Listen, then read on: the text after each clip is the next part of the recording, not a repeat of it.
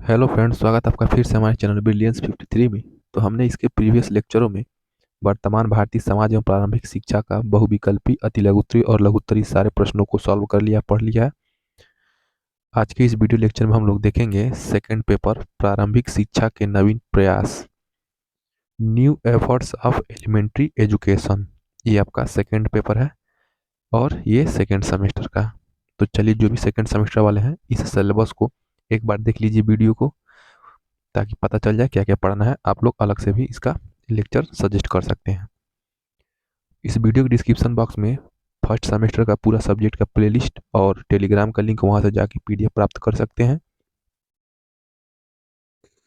Second semester का और प्रथम सेमेस्टर का सब डिस्क्रिप्शन बॉक्स में लिंक है, वहां से आप लोग जाके तैयारी कर सकते हैं। तो चलिए शुरू करते हैं पाठ्यक्रम। तो पाठ्यक्रम क्या है? प्रारंभिक शिक्षा के नवीन प्रयास। तो आपको पता है सिलेबस क्या कहते हैं इसको? कक्षा शिक्षण कहते हैं डीएलएड में। यानी कि क्लास टीचिंग में आपको क्या करना है, क्या आपको ट्रेनिंग के दौरान ट्रेनिंग लेना है, किस टॉपिक पे। तो चलिए वही है। पहला क्या है? प्रारंभिक शिक्षा के सार्वभौमिकरण हेतु संवैधानिक प्रावधान एवं प्रतिबद्धताएं। यानी कि जो प्राइमरी एजुकेशन है 1 से 5 तक, उसके सार्वभौमिकरण यानी कि धर्म, जाति, लिंग और वंश का भेदभाव किए बिना सभी के लिए समान शिक्षा के लिए हमारे भारतीय संविधान 26 जनवरी 1950 को लागू हुआ। तो उसमें क्या क्या प्रावधान और प्रतिबद्धताएं उस टाइम किया गया, हमारे जो पूर्वज महापुरुष थे और जो नीति निर्धारक वाले थे। तो चलिए शुरू करते हैं। संविधान के अनुच्छेद 21A, ये हमारा क्या है? आपका 12 से 35 जो होता है, संविधान का अनुच्छेद 12 से 35 भाग थर्ड में आपका क्या है? मौलिक अधिकार। तो उसी में 12 से 35 के बीच में आपका 21A आर्टिकल है, मौलिक अधिकार। ये भाग थर्ड में आता है। संविधान के भाग थर्ड मौलिक अधिकार के अंतर्गत 21A 29(2)। तो 12 से 35 के बीच में क्या था? 21A और 29(2), 21A और 29(2) एवं 45। तो 45 किसके अंतर्गत आ जाएगा? चौथा भाग 4, यानी कि राज्य के नीति निर्देशक तत्व, डीपीएसपी, जो 36 से 51 है। तो 36 से 51 क्या आ जाता है आपका? भाग 4 आ जाता है। डीपीएसपी राज्य के नीति निर्देशक तत्व, यानी कि भारत में जो भी 28 या 29 राज्य हैं, उसमें क्या होगा?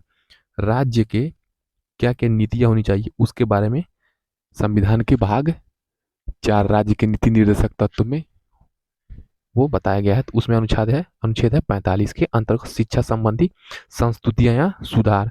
तो बच्चों के अधिकार या बाल अधिकार के बारे में बात किया गया है। निःशुल्क एवं अनिवार्य बाल शिक्षा अधिकार अधिनियम 2009, ठीक है, RET 2009, इसके बारे में निःशुल्क एवं अनिवार्य बाल शिक्षा, ये इंपॉर्टेंट है। सेकंड देखिए आपको क्या पढ़ना है। तो क्या किया गया? प्रारंभिक शिक्षा के सार्वभौमिकरण हेतु संवैधानिक प्रावधान एवं प्रतिबद्धताएं 3 की गई। संविधान के अनुच्छेद 21A 29(2) और 45। उसके बाद बच्चों के अधिकार, बाल अधिकार। उसके बाद RET 2009 का, ठीक है। दूसरा क्या हो जाएगा? प्रारंभिक शिक्षा के संदर्भ में गठित आयोग एवं संस्तुतियां। चूंकि हमारे भारतीय संविधान में ये जब 21A 29(2) और 45 हो गई, तो उसके और RET 2009 हो गया, तो उस टाइम, उसके पहले जब हमारा देश के शिक्षा के क्षेत्र में आगे बढ़ रहा था, तो उसमें कुछ आयोग गठित किए गए और कुछ समितियां गठित की गई शिक्षा के सुधार के लिए। तो स्वतंत्रता के पूर्व, ठीक है, 1947 के पूर्व एवं पश्चात की संक्षिप्त जानकारी दी गई है शिक्षा से रिलेटेड। जब हमारे देश में स्वतंत्रता के पूर्व 1947 से पहले ब्रिटिश राज था, अंग्रेजों का राज था, तो उन्होंने भी क्या शिक्षा में बहुत सारे, जो विलियम वुड्स आया, लॉर्ड मैकाले आए, तो ये सब क्या हुए? ये स्वतंत्रता के पूर्व भी और पश्चात। तो पूर्व में ये अंग्रेज थे और स्वतंत्र हो जाने के बाद हमारे देश में ये RET 2009 आ गया है, ठीक है। उसके बाद का NEP 2020 आया है। तो शिक्षा में सुधार समय समय पे हर एक देश में क्या होता है? होता रहता है। उसी प्रकार स्वतंत्रता के पूर्व एवं स्वतंत्रता के पश्चात, तो लॉर्ड मैकाले की शिक्षा नीति जो थी स्वतंत्रता के पूर्व, वुड का घोषणा पत्र पढ़ना है आपको, हंटर आयोग पढ़ना है, आकलैंड एवं कर्जन का योगदान पढ़ना है, ठीक है। उसके बाद क्या पढ़ना है? कोठारी आयोग पढ़ना है, राष्ट्रीय शिक्षा नीति 1986 एवं प्रोग्राम ऑफ एक्शन 1992। तो राष्ट्रीय शिक्षा नीति पढ़ना आपको 1986, यानी कि NEP नेशनल एजुकेशन पॉलिसी 2020 का नहीं, 1986 का पढ़ना है। और प्रोग्राम ऑफ एक्शन यानी कि POA 1992 ये पढ़ना है आपको। प्रोग्राम ऑफ एक्शन 1992 एक्ट पढ़ना है। उसके बाद आपको पढ़ना है यशपाल समिति, बिना बोझ की शिक्षा यशपाल समिति में बात की गई है। राष्ट्रीय पाठ्यचर्या की रूपरेखा 2005। उसके बाद आपको NCF 2005 में पढ़ना है। ये सीटेट में यहाँ से डायरेक्ट प्रश्न पूछे जाते हैं NCF 2005 से। राष्ट्रीय शिक्षा हेतु राष्ट्रीय पाठ्यचर्या की रूपरेखा 2009 यानी कि NCF फॉर टीचर एजुकेशन तो 2009 यानी कि देखिए जो राष्ट्रीय पाठ्यचर्या की रूपरेखा यानी कि नेशनल करिकुलम फ्रेमवर्क, NCF का फुल फॉर्म क्या हो जाएगा? N से नेशनल हो जाता है, C से करिकुलम यानी कि पाठ्यचर्या या पाठ्यक्रम, और F से फ्रेमवर्क यानी कि रूपरेखा, इसका फुल फॉर्म होता है। तो राष्ट्रीय शिक्षा हेतु राष्ट्रीय पाठ्यचर्या की रूपरेखा यानी कि शिक्षक शिक्षा यानी कि शिक्षकों को किस प्रकार की शिक्षा दी जानी चाहिए, ट्रेनिंग दी जानी चाहिए। NCF यानी कि national curriculum of framework for teacher education 2009 हो जाएगा, ये पढ़ना है। थर्ड देखिए, थर्ड क्या है? प्रारंभिक शिक्षा के विकास हेतु संचालित कार्यक्रम एवं परियोजनाएं उत्तर प्रदेश के संदर्भ में। चूंकि ये आप यूपी DLED कर रहे हैं, अगर आप यूपी DLED कर रहे हैं तो आपको सारी योजनाएं और परियोजनाएं क्या होंगी? यूपी से ही रिलेटेड पूछी जाएंगी, तो उत्तर प्रदेश के कॉन्टेक्स्ट में पढ़ना है आपको। तो प्रारंभिक शिक्षा के विकास हेतु संचालित कार्यक्रम एवं परियोजनाएं, तो ऑपरेशन ब्लैक बोर्ड परियोजना OB, सेवारत यानी कि जो रिटायर हो चुके हैं, सेवारत अध्यापकों का विस्तृत अभिविन्यास कार्यक्रम PMOST, प्राथमिक शिक्षकों का विशेष अनुस्थापन कार्यक्रम SOPT, standard operation for primary teacher, basic शिक्षा परियोजना यानी कि BEP, basic education policy, basic शिक्षा परियोजना। उसके बाद आपको पढ़ना है जिला प्राथमिक शिक्षा कार्यक्रम द्वितीय एवं तृतीय, DPEP, district primary education programme. DPEP मतलब क्या देगा? District primary education programme. उसके बाद पढ़ना है विद्यालय शिक्षा की तैयारी, स्कूल रेडीनेस कार्यक्रम, ठीक है, स्कूल रेडीनेस कार्यक्रम, संपूर्ण साक्षरता अभियान। उसके बाद क्या पढ़ना है? संपूर्ण साक्षरता अभियान, सर्व शिक्षा अभियान, ये सब आपने पढ़ा होगा।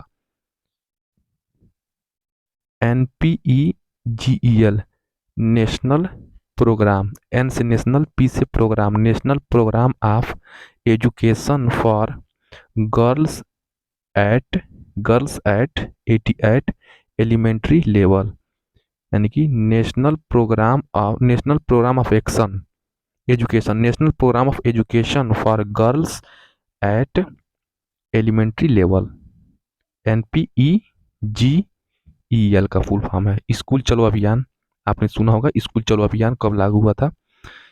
कस्तूरबा गांधी आवासीय बालिका विद्यालय परियोजना, ये सब हमारे क्या शिक्षा के सुधार में आप देखे होंगे बहुत जगह अभी भी ये कस्तूरबा गांधी आवासीय बालिका विद्यालय खुला हुआ है हर जिले में लगभग। ECCE कार्यक्रम, राष्ट्रीय बाल श्रम परियोजना, ये भी लाया गया कि बाल श्रम रुकवाया जाए। मध्याह्न भोजन यानी कि मिड डे मील, दोपहर में जो बच्चों को भोजन मिलता है। पोषाहार वितरण, जो आंगनबाड़ी द्वारा क्या होता है बच्चों को दलिया वगैरह दिया जाता है, दलिया हो गया, जो पहले क्या मिलता था बिस्किट वगैरह मिलता था, फिर सत्तू हो गया, ये सब मिलता था। फॉर्च्यून अब मिल रहा है, दाल मिल रहा है, तो ये सब क्या है पोषाहार वितरण, ये सब क्या है? ये शिक्षा के ही बच्चों के पोषण के लिए चलाया गया कार्यक्रम है उत्तर प्रदेश गवर्नमेंट द्वारा। हर राज्य में चला जाते हैं, क्योंकि हम लोग यूपी DLED कर रहे हैं तो उत्तर प्रदेश के संदर्भ में पढ़ेंगे। तो छात्रवृत्ति वितरण भी आप लोगों को पता है, सबको छात्रवृत्ति मिलता है, एवं अन्य प्रोत्साहन योजनाएं, निःशुल्क पाठ्य पुस्तक भी मिलता है बच्चों को, गणवेश यानी कि उनको ड्रेस भी मिलता है। तो क्या जाएगी ड्रेस भी मिलता है बच्चों को। बच्चों है तो फर्नीचर, या वहाँ पर देखते हैं बहुत सारे जगह क्या टाट पट्टी बिछता है, या तो डेस्क होता है बच्चों को बैठने के लिए, ये सारी। तो आप लोग देख लीजिए, यही सब सिलेबस पढ़ना है आपको। और देखिए ये आपका सिलेबस है, ठीक है। ऑपरेशन ब्लैक बोर्ड पढ़ना है, PMOST पढ़ना है, सेवारत अध्यापकों का विस्तृत अभिविन्यास कार्यक्रम, प्राथमिक शिक्षकों का विशेष अनुस्थापन कार्यक्रम, बेसिक शिक्षा परियोजना, ऑपरेशन स्कूल रेडीनेस, एनसीएफ 2005 पढ़ना है, एनसीएफ टीई 2009 पढ़ना है, राष्ट्रीय शिक्षा नीति 1986, यशपाल समिति, कोठारी आयोग, लॉर्ड कर्जन, मैकाले वुड का और हंटर आकलैंड कर्जन का योगदान, प्रोग्राम ऑफ एक्शन 1992 और निःशुल्क एवं अनिवार्य बाल शिक्षा अधिकार अधिनियम 2009, बच्चों के बाल अधिकार, अनुच्छेद 21A 29(2) और 45 के अंतर्गत शिक्षा संबंधी संस्तुतियां। ये आपका द्वितीय द्वितीय सेमेस्टर और द्वितीय प्रश्न पत्र प्रारंभिक शिक्षा के नवीन प्रयास के सिलेबस है। ये आपको पढ़ना है। सिलेबस देखने से क्या पता चल जाता है क्या पढ़ना है, वही वही पढ़ के जल्दी से आप अपना सिलेबस कवर कर सकते हैं और अच्छा मार्क्स गेन कर सकते हैं। चलिए मिलते हैं नेक्स्ट वीडियो में बहुविकल्पी प्रश्नों के साथ। तब तक हमारे चैनल को सब्सक्राइब कर दीजिए, ऑल वाले बेल आइकन पर प्रेस कर दीजिए। वीडियो के डिस्क्रिप्शन बॉक्स में टेलीग्राम का लिंक है, वहाँ से जुड़ जाइए, आपको वहाँ से पीडीएफ मिल जाएगा। मिलते हैं नेक्स्ट वीडियो में। जय हिंद।